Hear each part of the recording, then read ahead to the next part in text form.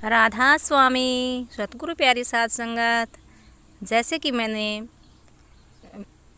पिछली जो सतगुरु कृपा के बारे में मैंने बताया था, जो मेरे साथ घटित हुई उसके बारे में, और आज फिर मैं एक बात आपको बताना चाहती हूँ मालिक की दया की, जो सतगुरु ने क्या कृपा की। तो मैंने बीएड कर रखा है, हालांकि अब मैं टीचर हूँ मालिक की दया से। और उस टाइम मैं 2007-8 में बीएड किया था।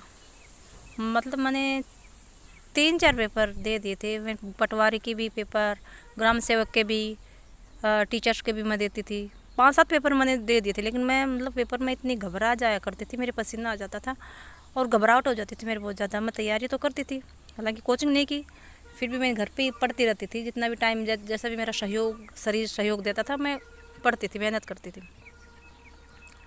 लेकिन मैं मतलब एग्ज़ाम में घबरा जाया करती, तो मेरा पेपर नहीं हो पाता था।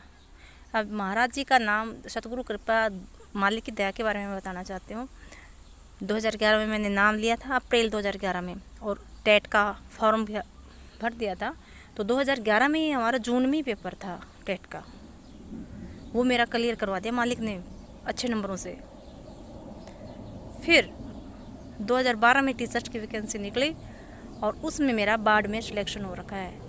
सब कुछ मालिक ने दिया है, मालिक की इतनी दया है। मतलब मेरा यहाँ पे जनरल के बराबर मेरी रैंक मतलब गई थी, तो लिस्ट में ऐसे नहीं कि बिल्कुल कम नंबर आए थे, बिल्कुल अपर लड़कों के बराबर मेरी मेरिट रही थी।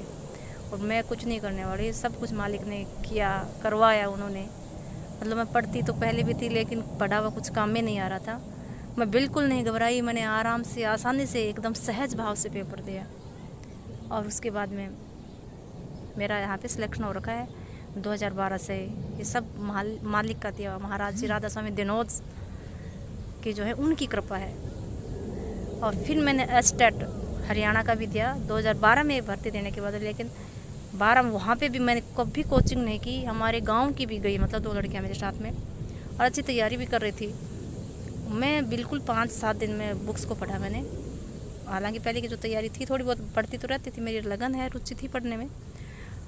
मैंने कि 5-7 दिन, लेकिन मालिक ने जो पढ़ा वो ही दे दिया। और मेरे 70% मार्क्स पहली दफ़ा में बिना कोचिंग के, सब मालिक की दया से हुआ। एस्टेट भी मेरा क्लियर हो गया। लेकिन एस्टेट के लिए हालांकि फिर मैंने बस मालिक की भक्ति करना, मालिक के विचारों में रहना, और अपने जो वहीं पे संतोष रखा। उसके बाद मैंने कोई पेपर हालांकि तैयारी करके नहीं दिया, तैयारी छोड़ दी और कोई पेपर भी नहीं दिया। एस्टेट भी मेरा क्लियर हो गया था, सब कुछ मालिक की दया से। तो इस प्रकार सभी जीवों के ऊपर यदि हम मानते हैं, उनका कहा मानते हैं, उनके नियमों पे चलते हैं, तो हमारे सभी काम पूर्ण करते हैं, मालिक अंग संग रह के करते हैं। तो मालिक की कृपा के बारे में इस कहानी में इतना ही। अगली बार फिर मिलते हैं और मालिक की कृपा की बातें करते हैं। सभी जीवों के ऊपर महाराज जी की दया बनी रहे। सभी को एक बार पुनः राधा स्वामी।